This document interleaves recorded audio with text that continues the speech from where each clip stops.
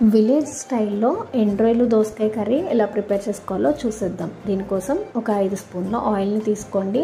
నేను ఇక్కడ ఎండ్రాయిల్ని మాత్రం గోరువెచ్చని నీటిలో వాష్ చేసుకుని 3-4 సార్లు ఆయిల్లో యాడ్ చేసుకున్నాను. అవి కొంచెం ఫ్రై అయిన తర్వాత కరివేపాకు, 5 పచ్చిమిర్చి, ఒక మీడియం సైజు ఆనియన్ని చిన్న ముక్కలుగా కట్ చేసుకుని ఆయిల్లో ఫ్రై చేసుకున్న తర్వాత 1/2 టేబుల్ స్పూన్ పసుపు వేసుకున్నాను. సన్నగా తరిగిన 3 టమాటోలను కూడా యాడ్ చేసుకుని ఆయిల్లో మంచిగా మగ్గిన తర్వాత మనం ముందుగా కట్ చేసి పెట్టుకున్న కేజీ దోసకాయ ముక్కల్ని కూడా యాడ్ చేసుకుని ఒకసారి మిక్స్ చేసుకుని టేస్ట్కి సరిపడినంత సాల్ట్, అట్లానే 1/2 టేబుల్ స్పూన్ వరకు కారాన్ని కూడా యాడ్ చేసుకుని ఒకసారి మిక్స్ చేసుకుని 5 నిమిషాల పాటు లో ఫ్లేమ్లో మగ్గించుకోవాలి. 1/2 టీ గ్లాస్ వరకు వాటర్ని యాడ్ చేసుకుని ఒకసారి మిక్స్ చేసుకుని లిడ్ అనేది క్లోజ్ చేసుకుని 1 విజిల్ వచ్చాక స్టవ్ ఆఫ్ చేసుకుని ప్రెషర్ పోయిన తర్వాత కుక్కర్ మూత తీసి చూస్తే మనకి కొంచెం వాటరీగా అనిపిస్తుంది కర్రీ అనేది. ఏ కర్రీ అయినా పులుసుగా ఉంటే అంత టేస్ట్ ఉండదండి. దగ్గరికి వచ్చిన తర్వాత స్టవ్ ఆఫ్ చేసుకుంటే దోసకాయ ఎండ్రాయిల్ రెడీ. Thanks for